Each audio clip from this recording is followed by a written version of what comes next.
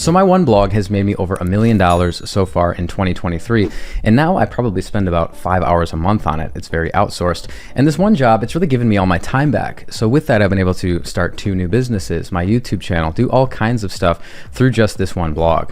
But the same strategies that applied when I first started in 2019 don't apply today or in 2024. There's been a lot of changes, Google algorithm updates, helpful content update, AI content's out there. So we have to really update our strategy, which is why in this video, I'm breaking down exactly what I would do if I was going to start a blog in an online business in 2024. But before we get started, I want to invite you to watch my free masterclass, 80 minutes of free training. Make sure to click the link in the description and top comment below. You'll get that 80 minutes of free training about how to start an online business. Now let's get into it for today. So as you can see from my 2023 year-to-date revenue, the blog has made over $1 million, $878,000 from affiliate marketing. That's with traffic changes, fluctuations, all of that stuff. It's still making over $1 million a year, and I'm not spending as much time on it now. I've hired a new team. We're revamping things. We're really, focusing on the helpful content update, creating new content, all of that. But here's the thing, what worked in 2019 when I first started doesn't necessarily work in 2024. So really quickly, if you don't know who I am, I'm an average guy. I worked at a pizza place until I was 26. I failed out of college, got back in, barely graduated. I was lucky enough to get into the tech world where I learned all of these startup growth principles about building online brands. So I applied that to my own personal brand, my blog, and it became one of the fastest growing blogs back in 2019. Between all my businesses, I make over $200,000 a month. My blog makes over about $100,000 a month still. And, here's the revenue history of my business.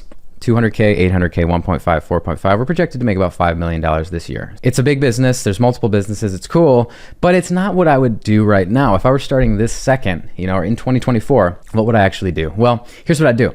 I'd pick a low competition physical product niche that I know a lot about and that I can eventually tie into consulting or YouTube in a course. So those 2 options are really interesting because you can do consulting with no traffic. You can just sell simple services, things that we teach, like simple SEO services, content writing, freelancing, things that don't require any traffic. And you can also think about, as you're a blogger and it's a personal brand, what are you going to teach? Well, a lot of your articles will be informational, how to do stuff. So could you package some type of course with that? Could you even do it on YouTube, right? Down the line, you don't have to do it right now, but everything is kind of moving more towards teaching, coaching, and communities. So a platform like School that we use for Blog Growth Engine, it's super awesome. It has tabs for the classroom. You just add your videos in.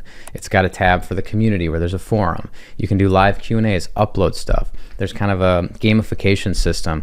You can promote things in there. You can do all kinds of things. So School is my favorite community platform for that because you can do a lot with it. And you can even do that through blogging. Build your email list up, send them a lead magnet. An email list is something that you own, and then you can eventually get them into a free School community even. Just start interacting with students and really helping them. So School is a great thing to use for that. But really there's a couple options, right? We want to dominate for affiliate revenue and ad revenue with a blog, but we have to think future planning. How can I make a lot more money if this is a real business? So the 2 paths are, I can either sell services, go the agency route, kind of start an agency type of business through consulting and freelancing, or I can go the education route through courses, YouTube, and community building with a platform like School. We have to tie in other revenue streams. When we think about blogging, starting an online business, we have to have multiple revenue streams for diversification.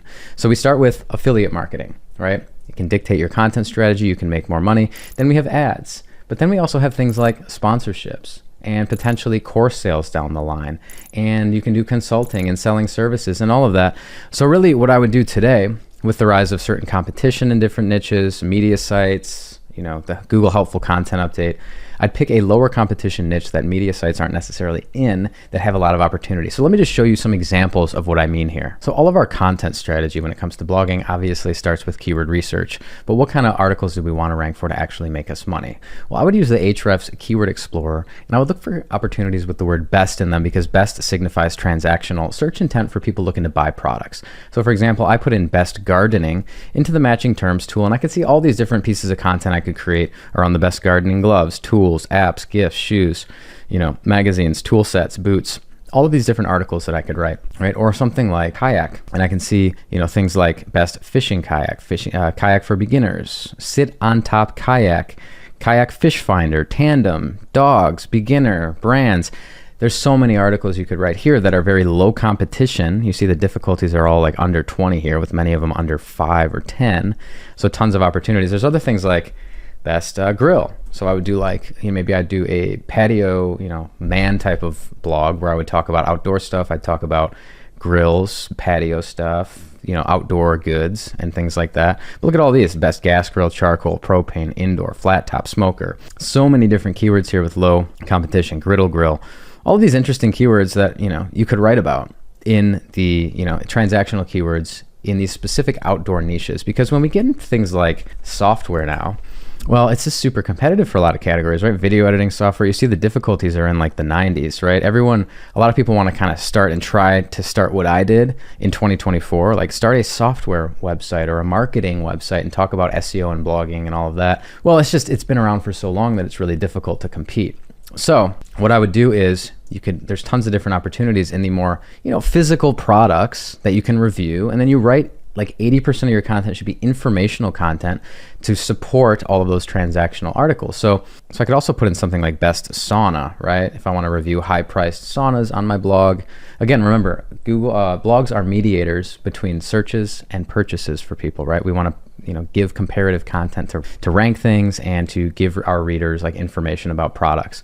So there's like infrared sauna, sauna for home, tons of different articles we could write, right? Portable sauna, infrared sauna blanket, all of these things. And I'd probably start with 3 transactional articles like this in a certain niche, one website, one niche in a certain niche. And then I do, 3 pieces of informational content around each one of these transactional articles. So I could have, best home sauna, and then I could have how to clean your sauna, how to, assemble your sauna, how to do maintenance on your sauna, whatever those informational keywords are going to be, to build topical authority in that area.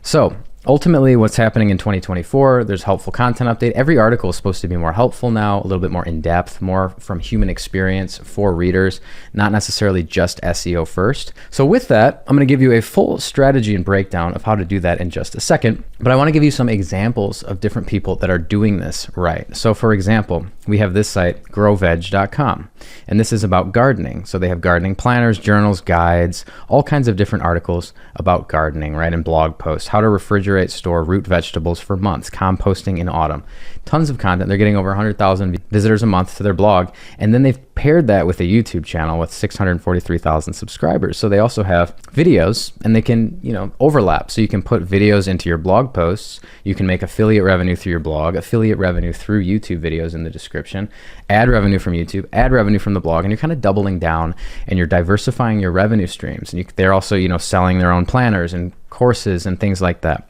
Another example is like barbecueguys.com, specific niche, grills, smokers, outdoor pizza ovens, all of that. So their blog has tons of articles about how to clean these certain types of grills, all these different things about grills, product comparisons, buying guides. And then they also have a YouTube channel, Barbecue Guys, where they do the same thing. They show themselves grilling and they do the reviews as well through YouTube. Another example here is this guy, selfmadenewbie.com. He has a blog and he's showcasing all kinds of products, paint for office walls, shoes for office. He's doing a lot of home office stuff, and he's got a YouTube channel to pair with it. I searched for like best modular sectional. Here's his channel, Chris Hardy.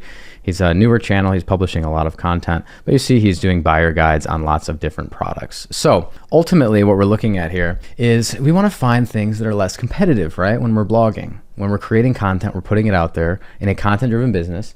We want to actually get momentum. We don't want to start in something that's like, I'm going to talk about blogging and I'm going to talk about SEO. Things have been around for 20 years and are super competitive. We always want to find new and emerging products and things to review and write about that haven't existed yet, right? Because 16 to 20% of Google searches every year are brand new, never been searched before. So we have to find what's not saturated. And today in 2024, what's not saturated is more like these outdoor physical products, because when we think about what is more saturated and a little bit more difficult, it's things that like a site like Forbes would write about. Tech gadgets, software, business stuff, even like very popular appliances, right? Like blenders, refrigerators, fitness trackers, things that like a ton of people use. Big media sites are writing all this stuff. And that even includes kitchen stuff and indoor goods, and they're moving into more furniture and all of that. So the opportunity right now lies with niche, however you want to say it, expertise in one area for products that you know well, things that aren't too super saturated. So like hobbies, crocheting, gardening, outdoor goods, different products that you know things about that are less competitive, because you can get some momentum, you get some early wins, you start ranking content, and really it's a whole system and a flywheel effect. Once you start ranking content, you get momentum, you get affiliate revenue and all of that. So again, in 2024, we're going to, give you an exact strategy now of how to go about this from a content link building perspective. So this is what I call the 100K blogging blueprint for 2024. So at the top is the unique brand of you, because as we've seen from a lot of these examples, a personal brand is the way to do this, especially if you're just starting out. So we have to create a real brand here. We're not just creating some random tiny niche site, only having affiliate articles. That simply doesn't work anymore. We have to create a brand, and we know to create a brand, it's not going to happen overnight, right? It's going to take some time to do this, but it's definitely worth doing it. And there's plenty of opportunities out there. But the brand has, the unique brand of you has a machine behind it. So we can't just write like 5 blog posts and expect to make money, right? There has to be a good number of blog posts written, a good number of YouTube videos if you're doing that. So that includes content creation, doing some link building to a certain extent to get some authority on your site. It's kind of hard when you're just starting out as a brand new blogger to get traffic when your domain rating or your authority is 0, right? We have to build it to some level, some baseline.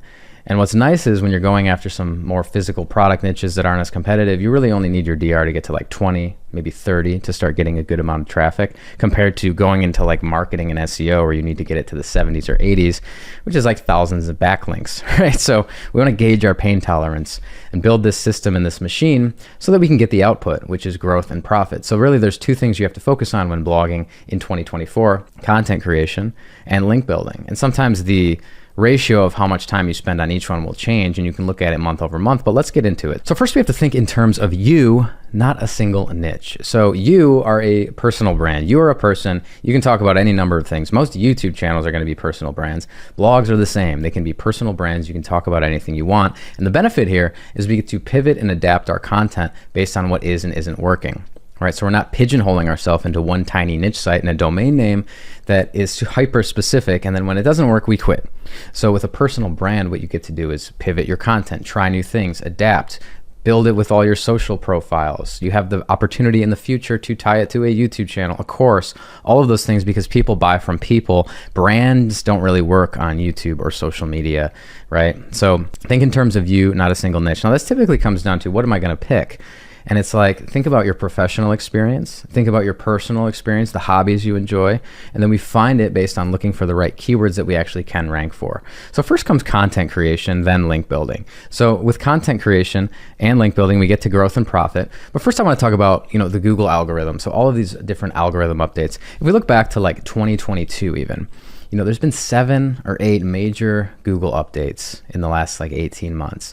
There's been helpful content updates, product review updates, link spam updates, and all of these different Google algorithm updates that have been a lot more aggressive in the last 18 months than they had been in previous years. And I think it's because Google's trying to kind of fight back against AI content in a way. Like anyone out there can use ChatGPT, use these AI tools to write a lot faster and output more content, right? So Google's pushing back and saying, well, we can't just do that. Everything should come from human experience first, and every single article needs to be helpful. And what's been annoying with the helpful content update is they're now saying like, well, every single article on your website needs to be helpful. If you have one unhelpful, crappy article, you can pull a lot of the other articles down. So the bar has been risen as far as how good the content has to be. So a lot of people in SEO, traditional SEO people are a little bit pissed off. They're like, what the heck? We've been doing on-page SEO a certain way for a long time. Really, the helpful content update is all about future-proofing your site and making the best possible content out there. So when we're blogging in 2024 and we're writing that review post about the best gas grills, or we're writing about how to clean your gas grill, right? We have to really think about it in terms of, what's the quality that I need to hit? So what is not helpful, first of all, when you think about it? Well, things that aren't helpful are like AI-generated content only, not adding anything to the conversation, no unique images in the blog post, no table of contents or ways to navigate up and down the post, not adding anything like, you might review a gas grill and you say 3 sentences about what it is, here's the pricing, and that's it. Google wants more unique human experience. So it might be, if you're reviewing software, you probably got to get into that trial. Use a screenshot tool, add some arrows to it, create unique images, show what you did. Show what you actually did with the products and when you're writing articles. Because there's really only 2 types of blog posts we'll write in 2024. How to do stuff, and that includes like steps, right? How to clean the grill. Well, we should probably have some pictures of that grill and go into detail about how you did and what was hard and your challenges that you had, not just a broad overview post that might have worked 5 years ago. Same thing with the transactional content. If you're reviewing the gas grills, take some pictures of them. Get your own unique images, right? Actually do the stuff that you're reviewing. But that always brings up the question, like, do you need to buy every single product? Well, not necessarily, but you can definitely stand out if you're the person that has a real brand talking about your niche. You want to be known for one thing.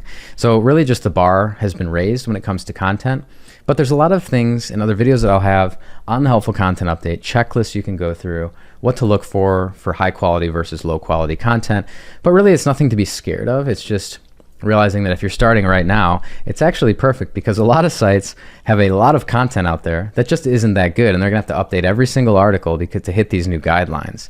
Whereas you can come in and start with a fresh, clean slate, knowing exactly what to do. So ultimately you have to have a system for creating content that is helpful, readable, and easy to navigate. Right for your audience first, SEO second. So yes, we still wanna use tools like Surfer SEO to optimize our articles, tell us which semantic keywords to add, generally how long they should be, how many images there should be. But we don't need to get like a perfect score in these tools. We want to get it to a decent baseline of like say 60 or 70 or something, and then really just focus on how can I make this best possible article for my audience. Really good written intros, interesting things that you talk about in the middle of the article, and really it's about differentiation and providing the best experience based on search intent. So if someone searches for those, something like the best golf drivers of 2024, what are you going to put in there? Well, you should kind of cover your bases and talk about everything that a potential reader might want, right? The best for beginners, the best for advanced players, right hand, left hand, certain expensive options, cheapest option. And then once they see all of that, they know, okay, they've covered all the bases. I don't need to go back and click another blog post and finish my search journey there. Because the ultimate ranking factor is ending the search journey, which means that your article technically has to be the best one, right? Because it's all going to be based on user signals and personalization in the future, based on who actually reads it. Do they click elements in your table of contents? Do they read long enough? Do they end the search journey? So it's kind of moving more towards, as the AI gets smarter, it's less about perfect on-page SEO and more about user signals, user experience, and what human beings actually like to read. So, you got to stay on topic. Focus on building topical authority. So a lot of sites have gone very broad.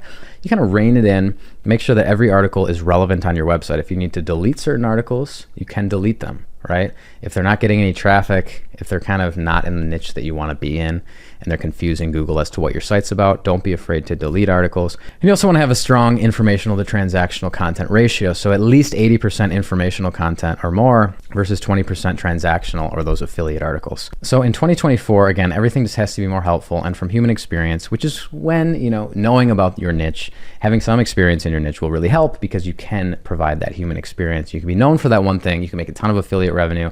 You can do all kinds of different things. Affiliate revenue, ads, you can start a YouTube channel in the future, build a course, build your email list. You have to be doing all of those things eventually. But when we're first starting, we just want to make sure we pick a niche that we actually can rank content in. So to make money, you need to be a mediator, right? So somebody searches for something on Google, best laptop, credit card, whatever that term is.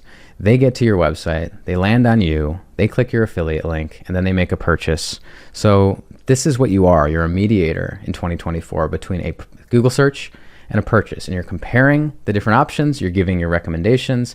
And when you're giving your recommendations, again, it has to come from human experience and be written really well. And those are the ones that are going to rank. Yes, there's always on-page SEO as well, but that's what's going to happen. So how do you make money blogging today? Well, we have to capture and monetize attention. That's what we're doing, whether we're on TikTok, Instagram, YouTube, anything, right? We are capturing attention and we are monetizing that attention. What we are the best in the world at in Blog Growth Engine and with this relatively small YouTube channel is monetizing that attention, right? So my blog, even though it's had traffic fluctuations, it's gone up and down, it's still gonna make over $1 million this year. It already has, right? And this YouTube channel, based on our subscriber count, view count, all of that, makes a ton of money for the relative size of it, right? But to make income from a blog, we need to build an actual machine. Not just one article, but lots of articles. And a blog opens up your life for these revenue streams. So it's always a good idea to start a website when you're just starting out because you eventually open up these different income streams into your life and it just brings opportunity. So yeah, and this can lead to more opportunities than you ever imagine. You can start a YouTube channel, course business. You can do whatever you want once you have your time back and you're making some money with affiliate marketing and ads. and it's not just attached to a salary, which seems more risky to me. You always want to have something going, build something for yourself, at least as a backup plan. So part one, getting to growth and profit. This is content creation. So what I like to call it is a content assembly line, because there's steps in this process. It isn't creative writing. Blogging is more about, actually going through a scientific method, so to speak, a data-driven way to create this content. So, step one's keyword research. So you find articles to write. You search, you can use a tool like Ahrefs, and you search for those best keywords or how-to keywords or ideas. Keywords, there's a lot of, informational content around ideas, kitchen, living room ideas, patio furniture ideas, or, it depends on the informational intent of your niche. If you're doing fitness, it could be exercises, workouts. If you're a food blogger, it's going to be recipes. It just depends, right, what you're in. So you find best how-to ideas and other types of search intent in your niche. You find like your top 10 to 30 keywords you want to actually start writing. And there's really just the two types of keywords you're ever going to do, the informational and transactional. So again, how to do stuff and the products you need to do those things is typically the only types of blog posts that exist on Google. Now, of course, there's a few others, but those are the main ones. And again, we want to do an 80-20 ratio of informational to transactional content. So you can find this based on, what actually is a good keyword, where a low difficulty, keyword difficulty is good, higher search volume is good. But when you're just starting out, you want to go for keyword difficulty that's like under 10, things that are super easy to rank for, at least under 20, right? Things that don't have much competition, that are easy to rank for. And search volume, it is what it is. It's not always an accurate thing. Like the search volume in Ahrefs could say 50 a month, 50 searches a month, but then you actually write it, you rank for it, and you're getting like 1,000 visits to your blog every month. So you always want to take this information with a grain of salt. Ahrefs is an estimator. They just estimate traffic based on a lot of different factors, but oftentimes it can be inaccurate, but you can use it as a guide. So go after things with lower difficulty and higher search volume. Step two, all right, we've done keyword research. Now it's time to actually write the content. So this is more about creating a process for writing blog posts in 2024. So, the truth is not every article is going to rank. Right? If 20% of your articles rank, that's a really good number, right? Even though it seems low, getting 20% of your articles to rank on the first page is actually pretty good. So knowing that not every article is going to rank, we want to spend our time in the most effective way to create maybe 2 blog posts per week, high quality, good for the helpful content update, blog posts a week, knowing that we have to get them to a certain threshold of quality, but also, we don't want to spend 2 weeks on a single blog post and perfect it. We have to, look at this as an assembly line, and it's more of a science than an art. So this is one that, the article on podcast hosting, it makes me about $9,000 a month. It has for the last 4 years.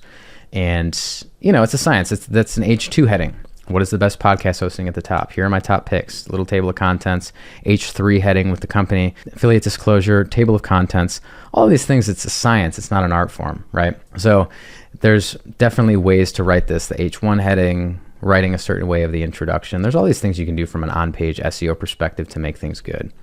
You can see all of these different options. Really, here's a good overview of where to start. So when writing blog posts, you definitely want to optimize your on-page SEO. So for those keywords, have them in the H1. In the H2 in the form of a question. So if my target keyword is best podcast hosting, I'd have that in the URL. I'd have it in my H1 title, 7 best podcast hosting options for 2024. And then I'd also have it in the first H2 heading after the introduction. What is the best podcast hosting? ? That's a format that Google likes. So you want to have some semantic keywords in there. You can use a tool like Surfer SEO for that. And we defined what is and isn't helpful. Things that are from human experience are better than things that are not, right? Thin content, only SEO optimized content with nothing to add to the conversation. Ultimately, read it like you're a marketing person, and that this is you actually want people to read this article. So then there's readability. So use lists to keep it scannable, bullet points, bold text, images. We don't want a wall of text that people don't want to read. User experience is important. So having a table of contents is really helpful to navigate the page. Internal links that are helpful and get people to other articles and related content is also helpful. And then topical authority. So we want to blanket one specific niche for our content. We don't want to go too broad with everything, because then we're going to have to compete with media sites who do that. But we want to have informational content be number one for one specific thing. And then from human experience perspective, just, this comes from, you don't have to be the best writer in the world, but I think that, adding value to the conversation, giving your own unique perspective on things that you're writing about, with your own unique images, an introduction that's interesting, engaging, hooks the reader, is all really important things when we think about writing blog posts in 2024. So next in the content assembly line, you hit publish, then what do? Well, you don't just sit there and do nothing, right? We have to eventually update all of our articles over time to keep them fresh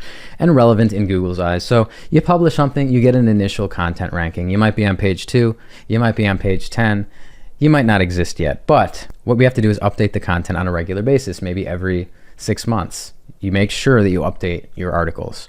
And by updating, you can add 250 words of new helpful content. If it's about products, you can check the pricing, make sure it's all good, add some more unique stuff on your human experience. It's just a constant, steady improvement, right? So the articles don't have to be perfect when we're starting out, and then we update them consistently over time to maintain our rankings, to make them better. And you just keep slowly making, 1% better every time you update them.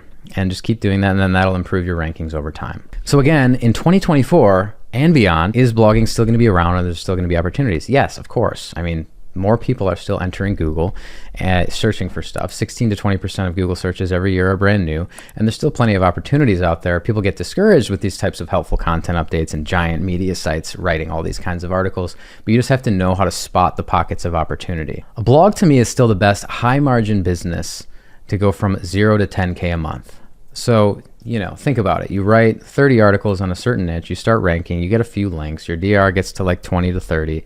You start dominating for something random like power tools or kitchen gadgets or, something specific, right? Gardening, landscaping, patio furniture, kayaking, fishing, golf, whatever it is, you write these articles, you start ranking, you get a couple $1,000s a month in ad revenue, some thousands in affiliate revenue. Maybe you have a sponsorship or two, you sell a spot in one of your top ranking articles, and boom, you're at 10K. Nothing crazy.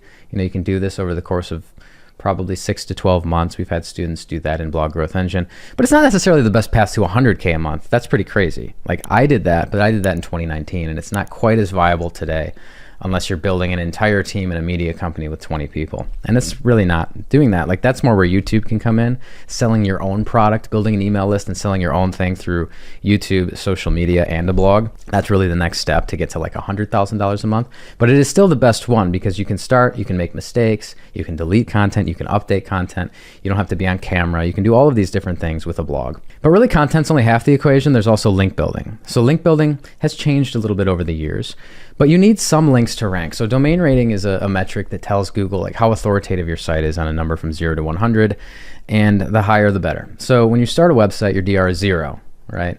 So it's really hard to rank when your DR is 0, honestly, because you might be able to rank for some really long tail keywords. I've seen it happen before a lot. It's hard to be competitive, right? You have to kind of be in the ballpark. So if you're looking at those sites for like gas grills and information about that stuff or patio stuff, and you see that all the sites in the top 10, their DR might be like 80, 60, 50, 30, 70, whatever it is, you kind of have to be in the ballpark.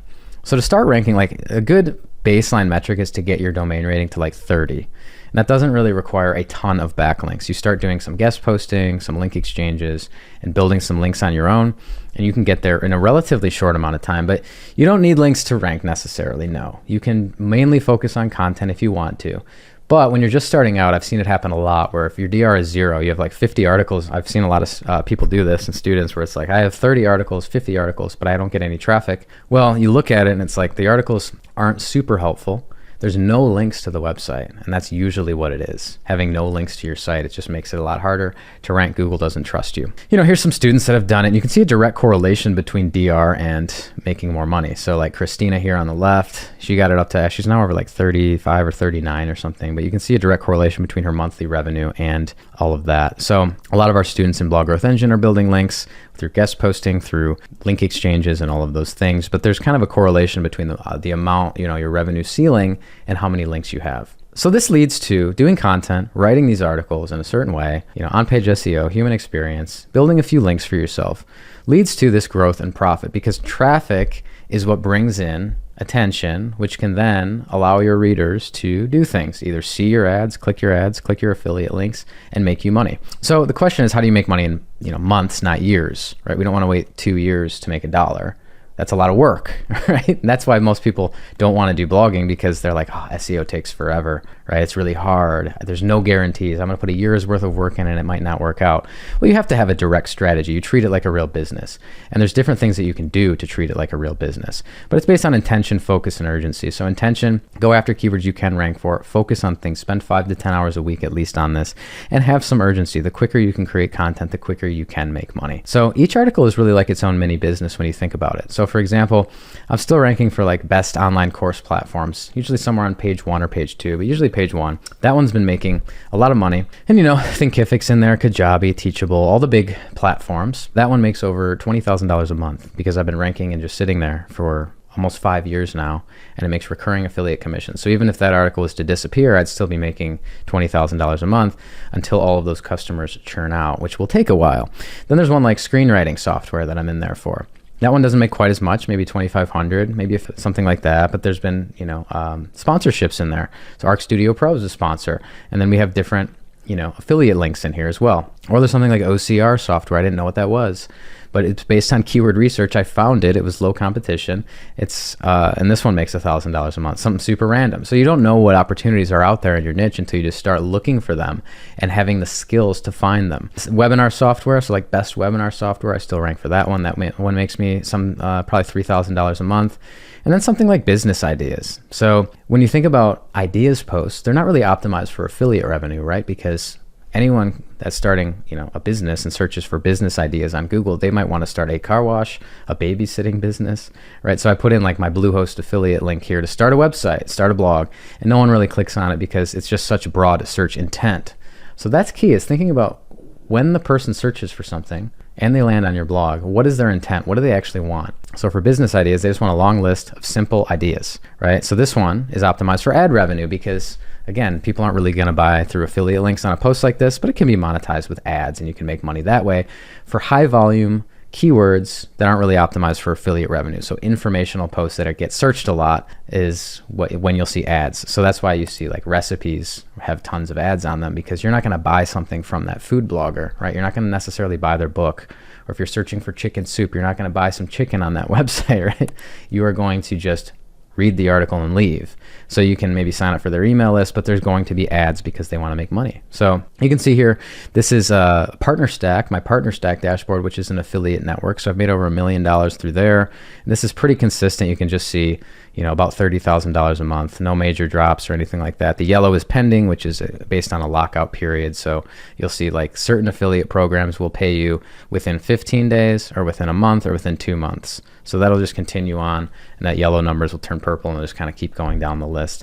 As you can see, they still owe me $51,000 there. There's also impact. So this is my impact radius data from 2023. Bluehost is in here at $41,825 in 2023, but I made $88,000 through impacts. So that's a really good affiliate network too to join. Lots of good programs in there. Like you can see Bluehost, Teachable, Nexus, Stellar WP, lots of random stuff. So $1 million profit with a blog that I spend about 5 hours a month on now. I have a content manager now, a full, a team of writers, and we kind of grew the business and we're really making a lot of changes and revamping a lot of stuff based on these updates. But when you think about it, $1 million for something I spend 5 hours a month on is pretty much insane to me.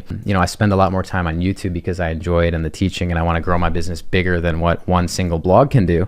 But to make $1 million in the real world, like with a real business, when you think about this business model, I'd have to own 10 Starbucks, which is basically each owner gets like $100,000 a year average in profit.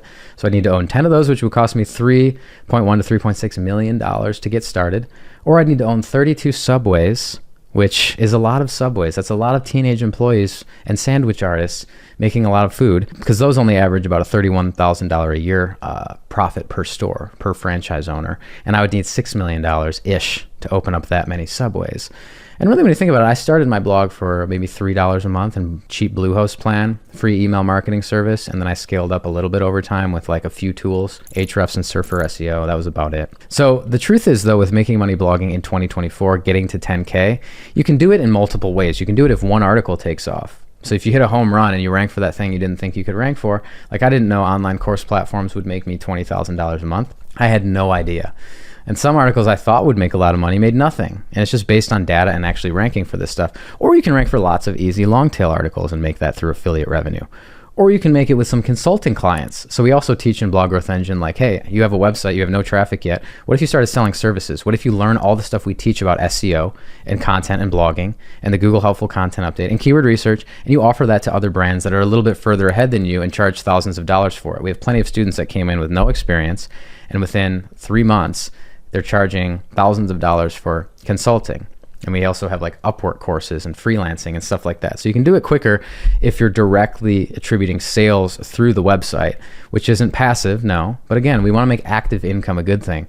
Passive income is overrated to me. I had it, it got boring, and I wanted to actually do something with my life and build something bigger. With that though, we want to directly realize that through a blog in 2024, we want to have multiple revenue streams. We want to be able to make affiliate revenue, ad revenue. Those are the passive ones. Right? And then we also want to potentially, we can either go a couple different options. We can do consulting, so selling services, that's an option. Or we could also do a course. So we teach through our blog, we build our email list. You can use a tool like ConvertBox to have exit intent pop-ups and then give them a lead magnet, get them into your email list. You can eventually sell something. If you're teaching, which pretty much every niche has teaching opportunities, you're writing about how to do stuff, right? So you can offer a course, a $100 course, $500, $1,000, whatever your niche is, and it just really depends. You can do that.